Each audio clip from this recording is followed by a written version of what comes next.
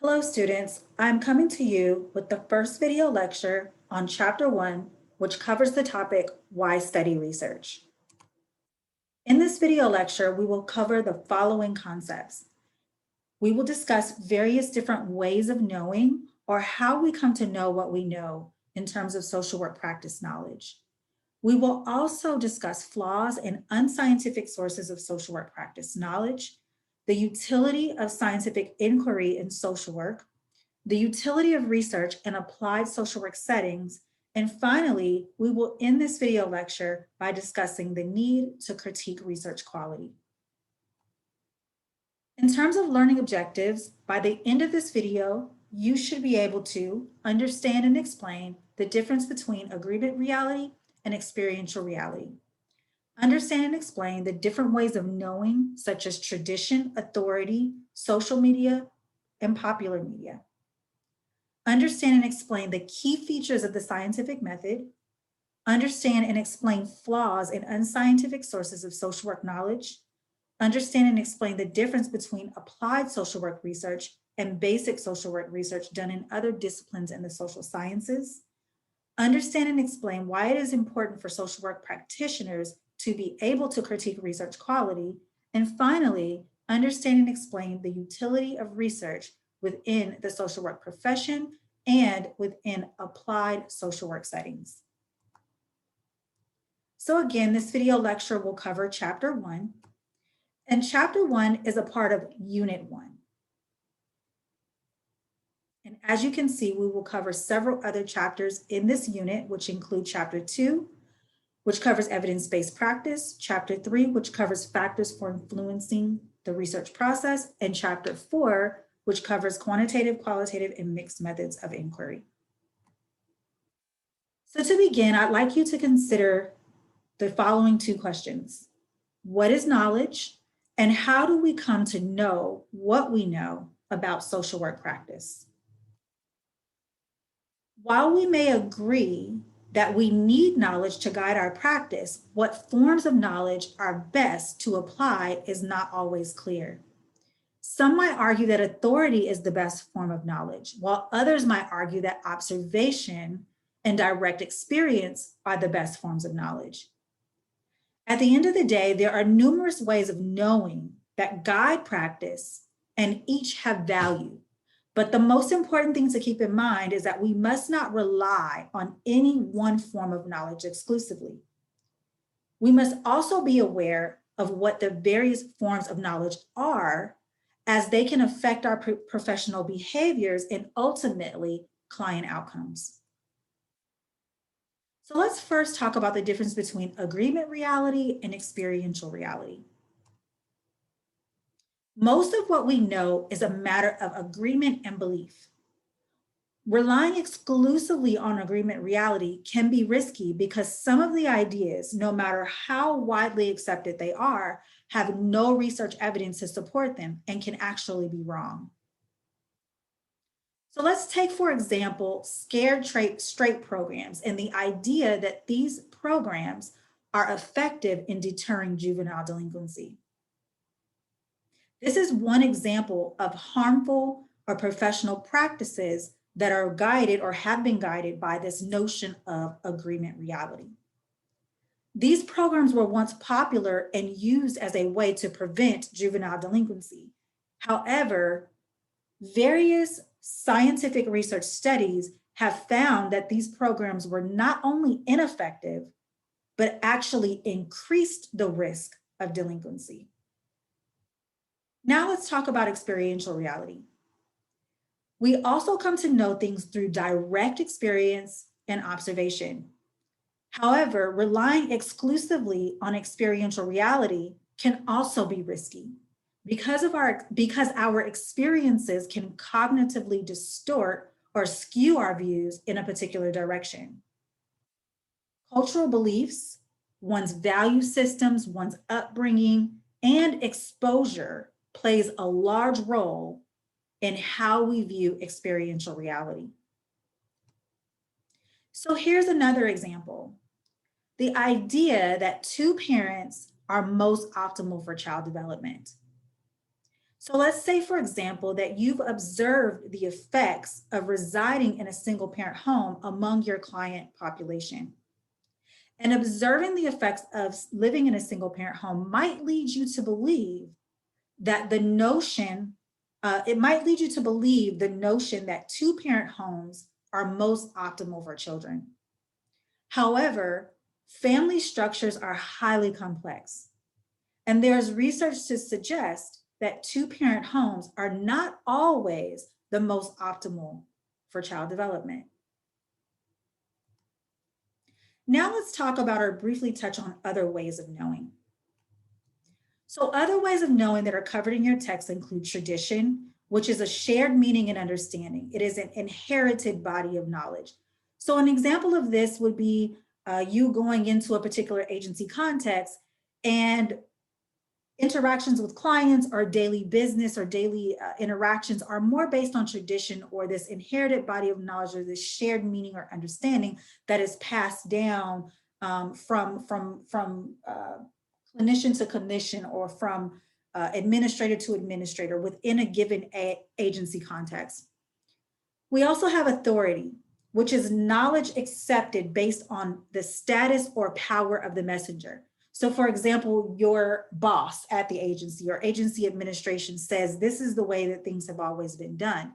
And so therefore, that would be an example of authority. Then we also have common sense.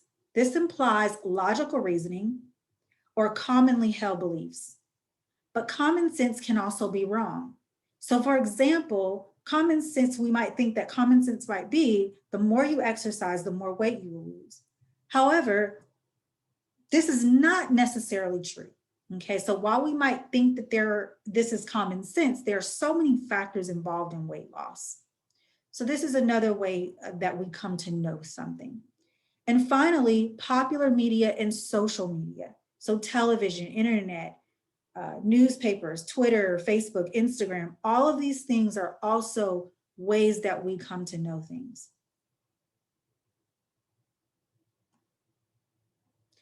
Some of the things that we think we know or think are reality may not necessarily be true.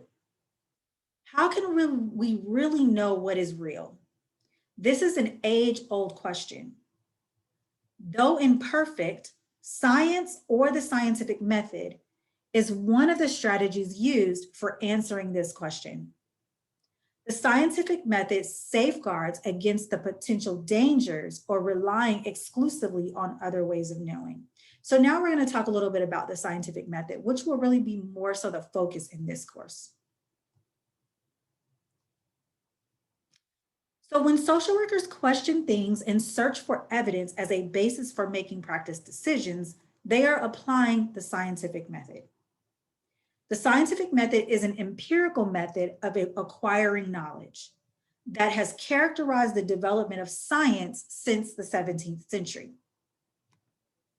So what are empirical methods? Empirical methods are based on rigorous, careful observation and documentation of patterns of behavior through experimentation. So when we engage in empirical methods and when we conduct research, we're using all of our senses. We're gathering information through sight, through touch, through smell. All of our five senses come into play when we're gathering information and when we're observing information in the field. Information received can verify truth, which is consistent with reality, or falsify a claim, which is inconsistent with reality. So it's just important to keep in mind that when we think about empiricism or empirical methods, that we're talking about careful, systematic observation and documentation of patterns of behavior through experimentation. So here is just a visual that kind of helps us to understand the process that is the scientific method. And so we're going to walk through this process throughout the course of this semester, where we'll talk about how to formulate a good research question. We'll talk a little bit about doing background research, or what we refer to as a literature review, to help inform our question and our thinking about our research topic. We'll talk about the formulation of hypotheses and then how we go about testing those hypotheses. We'll touch a little bit on data analysis and then how we go about reporting out our results. Okay, so this is just kind of a basic overview of the process that underlies the scientific method. And each of these steps is what makes the process systematic. So now let's talk about the key features of the scientific method. So according to the scientific method, all knowledge is tentative or provisional and open to question or subject to refutation. So the scientific method suggests that we must keep an open mind about everything we think we know or want to believe. So even a study, a published research study, is still tentative. Another study can be done on that same topic and can refute whatever the findings of that study might have been. So we always have to understand and know that even though we're reading a published research study, even that knowledge is still considered tentative and provisional. In addition, the scientific method suggests that there are no guarantees that evidence produced by scientific studies are accurate. Thus, we must duplicate studies to see if the same results are reproduced. So in other words, we can never rely on the findings of any one given study. The goal is always to replicate those studies so that we can be that much more confident in whatever that finding may have been. So replication is a big part of the scientific method.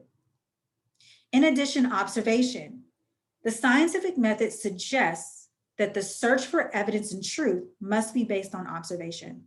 So this is going back to what I stated earlier in terms of using our senses in order to observe patterns of human behavior. Objectivity. The scientific method suggests that all evidence should be scrutinized for potential bias, as they can distort how we look for or perceive evidence.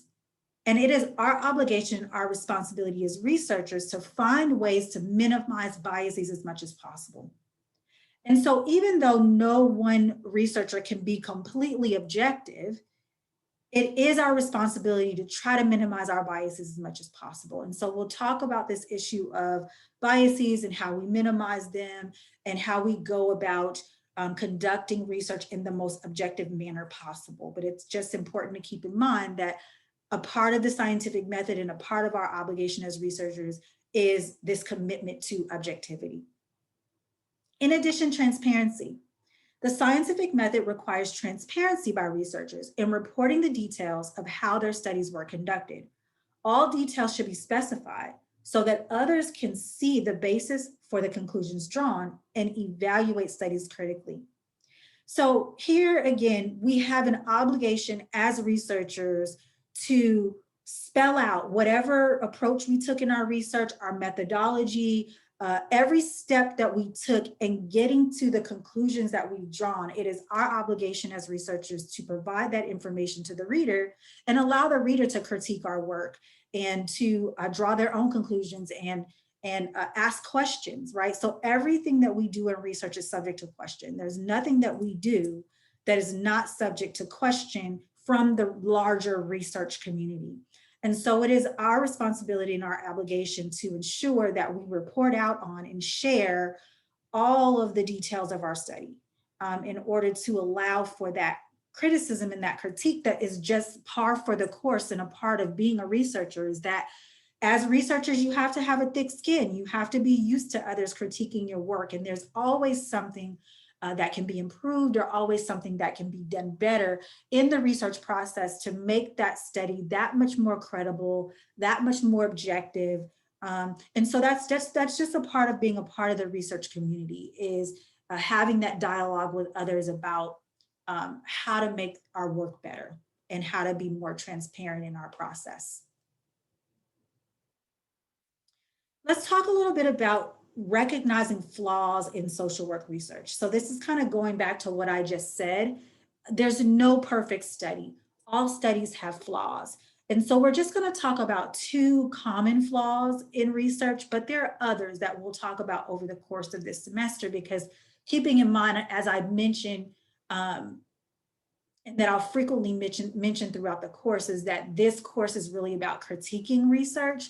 And so we'll be talking a lot about flaws in research. And by the end of this course, you'll learn about how to poke holes, not intentionally in a facetious way, but you'll learn how to critique research literature and how to ask the right questions. So much about being a good consumer of research is asking the right questions about research. And it's not that we're trying to intentionally be critical, but that we are trying to really raise the level of quality of research that's being done. And so it's important to understand some of the common flaws.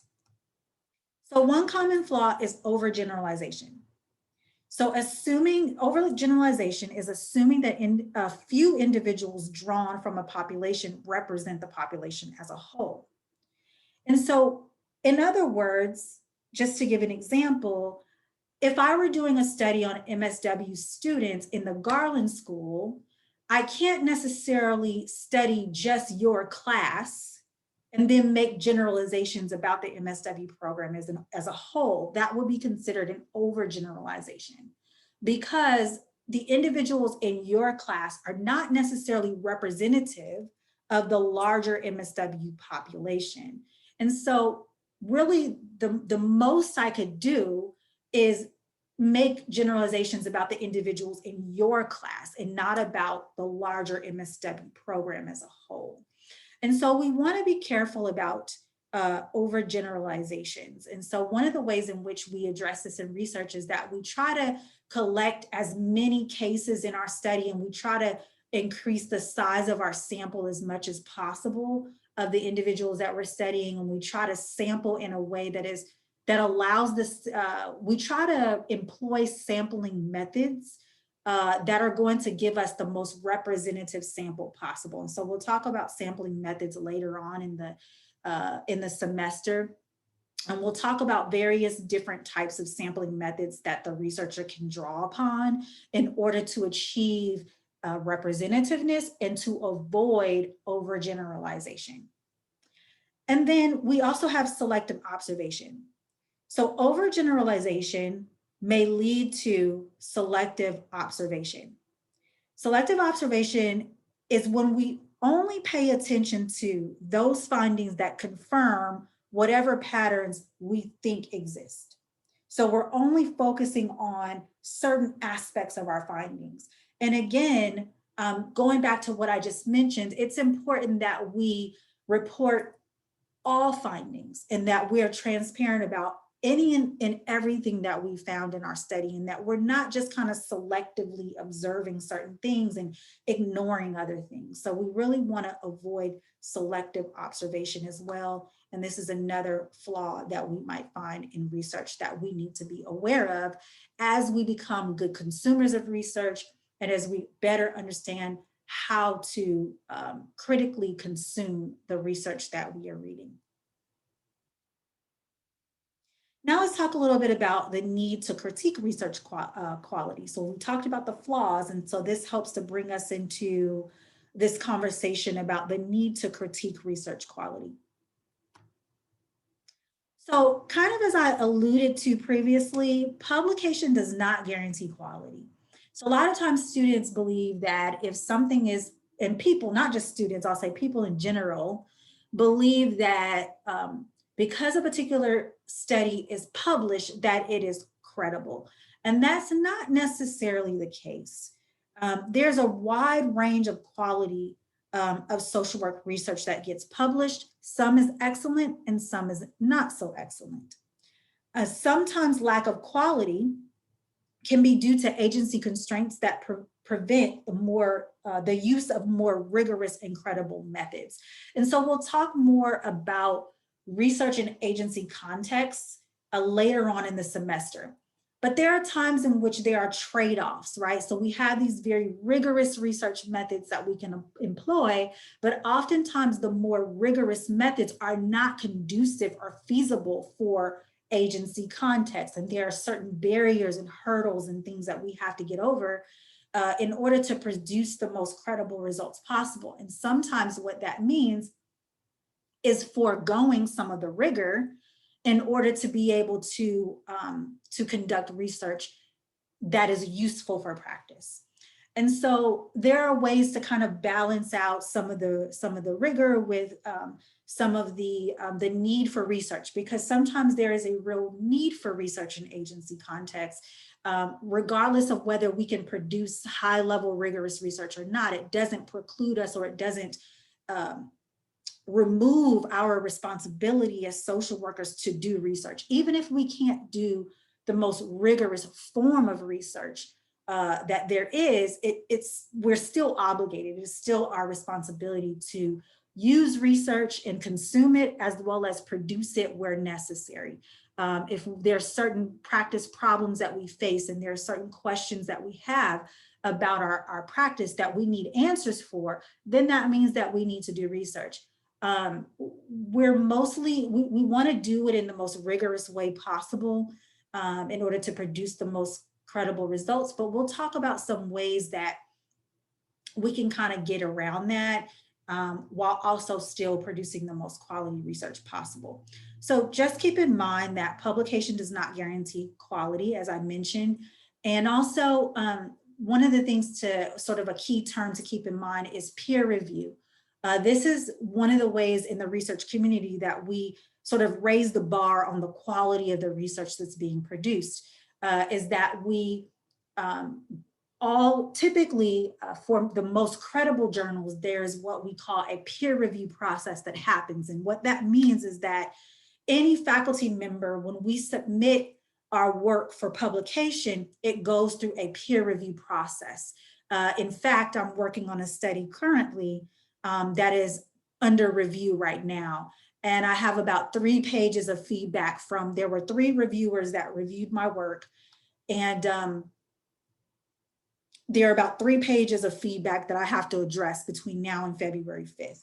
And so this is a part of the research process that we all go through as researchers, but it's really geared toward this need to produce the most quality research possible. And so that's something to keep in mind as well, is as you are reviewing studies, in your practice, you want to ask the question of whether the study has been peer reviewed, because that definitely speaks to the quality of that study. So keep that in mind. In addition, distinguishing and facilitating more useful studies. So with regard to this topic, how do we distinguish the most useful studies? So if practitioners are going to use research to guide their practice, they must understand research methods. Okay, so this is a part of the reason why we're learning about research methods in this course. Is not so much to produce research, which that might be the case for many of you, is that you might be in a position where you will be asked to not just consume research, but to actually conduct it and produce it as well.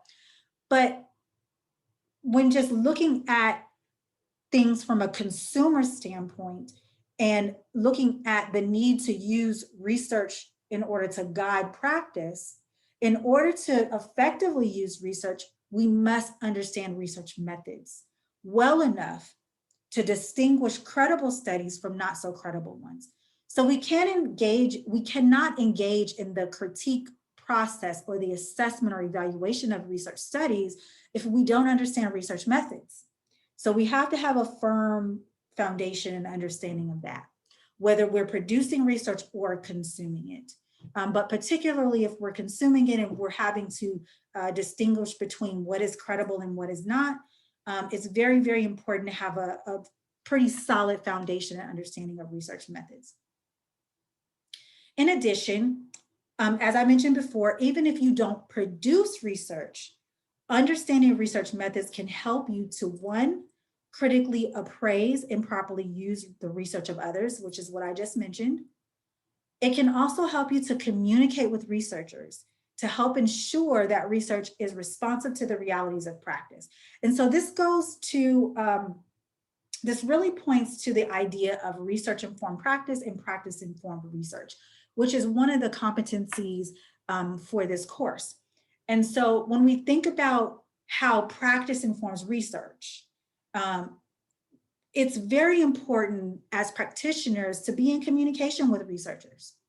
because we need you to help us understand what's happening on the ground and what's feasible. What are the questions that are coming up in practice that need further research? So oftentimes researchers and practitioners kind of operate in silos, but the ideal situation is that researchers and practitioners work in tandem with one another. Because just like the research that we do informs your practice, what you do in practice informs research as well. And so it's important for us to be in communication to ensure that the research that we're producing is most applicable and feasible to practice, and it's most responsive to what's happening on the ground in practice. In addition, understanding research methods can also help you to foster an agency context that is conducive to carrying out useful and relevant research methods. And so sometimes you might find yourself in your agency context being the only voice for the value of research and practice. And so you might be that person in your agency context that is sort of the spokesperson for the need for research or for fostering a culture of research in your agency context. And so the more you understand about research methods and the more you understand about the value of research, the more you can be that voice and help others to do the same. Now let's talk a little bit about the utility of social work research. So I want to start this particular segment of the lecture by talking about the difference between basic and applied research.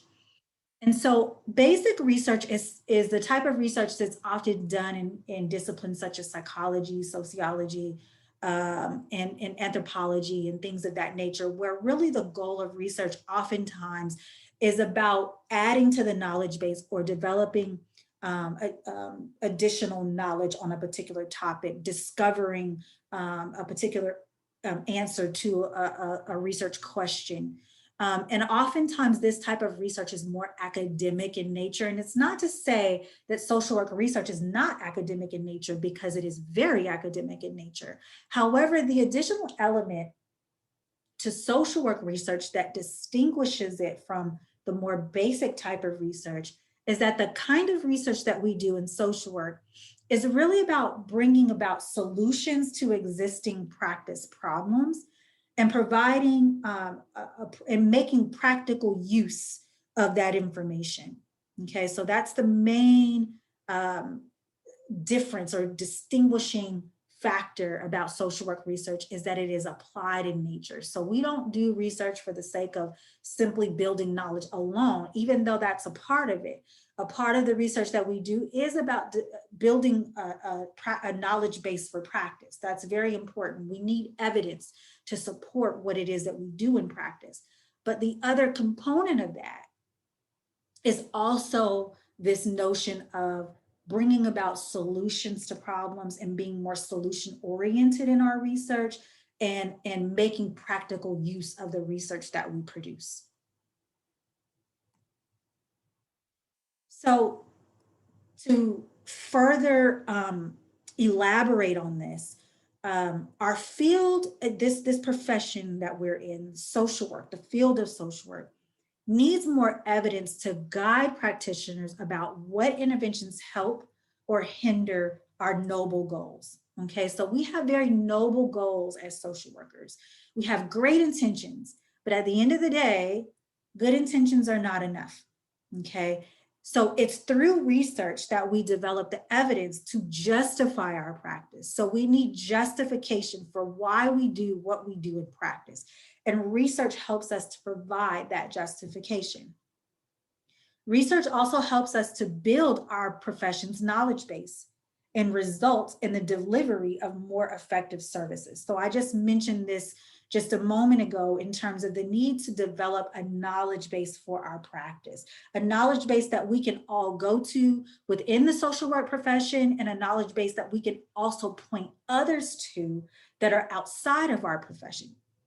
Okay, and so we need to be able to build that knowledge base not only for ourselves as sort of our go-to place, a place that we can go to know and be certain that what we're doing is working, but also a knowledge base that helps us to deliver more effective services. And finally, in understanding research, you can increase your own practice effectiveness and be that much more confident that what you're doing with your clients is helping them rather than harming them. Research in social work settings. So let's talk a little bit about, and I kind of alluded to this earlier, in terms of really better understanding what research looks like in social work settings. Research in general, it can be a messy process, but it can be particularly messy in agency contexts and in social work settings. And so it looks very different. Our process and how we go about research as social workers looks very different than other disciplines. And it doesn't necessarily mean that it's any less credible, but it just looks different. And we need to understand the ways in which that looks different and what our constraints are and how to go about producing the most quality research that we can despite the constraints that we often face. So at the end of the day, research in social work settings is intended to be applied to practice problems and to have direct benefits for clients. And so oftentimes students think that the research projects that they produce have to be this huge kind of endeavor and this very daunting endeavor. And it doesn't have to be that way. In fact, it shouldn't be that way. It should be very practical. It should be research done on a scale that is most beneficial and feasible for your practice. So some of the questions you might ask in practice that you can conduct research on might be, why do so many of your agency's clients terminate treatment prematurely? What types of clients stay with or drop out of treatment?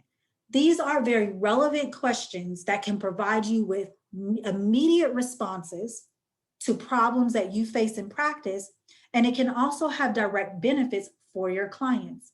So this is indeed research, okay? So, and it can, and I always say to students, research can be as simple or as complex as you make it, okay? So it's important to keep that in mind, but really, the research, even if it never gets published, even if it remains internal to your agency context and it never sees the light of day, that's okay. It's still useful to you for your purposes. So it doesn't have to be perfect, even though you have to do your due diligence to make sure that you're going about it in a way that's going to produce the most credible results. But in terms of the concern with many of the things that we have to be concerned with, which we'll talk about later in the semester, many of the things that we have to be concerned with for the purposes of publishing research and making it available to a wider audience and to the public, we don't necessarily have to be concerned with things like that and to that level of scrutiny if the research we're conducting is just being used for practice purposes. Okay, so I always want students to understand and want to provide them with as much information as possible to encourage them to do research in their practice and encourage them to understand that it doesn't have to be as complex of an endeavor as sometimes we might think in our minds. But the possibilities are endless in terms of the kinds of research that you can do on your practice. But the most important thing is just that you do it, okay? And so we'll talk about how to go about doing that over the course of this semester. So in summary, we have discussed in this video various different ways of knowing or how we come to know what we know about social work practice and really about life. We also talked about flaws in unscientific sources of social work practice knowledge. We talked about the need to critique research quality. We also talked about the utility of scientific inquiry in social work. And finally, we ended this discussion by talking about the utility of research in applied social work settings. So we have now come to the end of our video lecture, and this is the point at which I invite you to check for your understanding of the various concepts that were covered in this video lecture. You can do this in one of three ways. You can simply click on this form here to the left and fill it out directly in the PowerPoint slide and hit submit. Or you can copy and paste this link here to the right into your browser, or simply take a picture or scan this QR code with your cell phone. I hope this has been helpful, and I look forward to seeing you in the next class.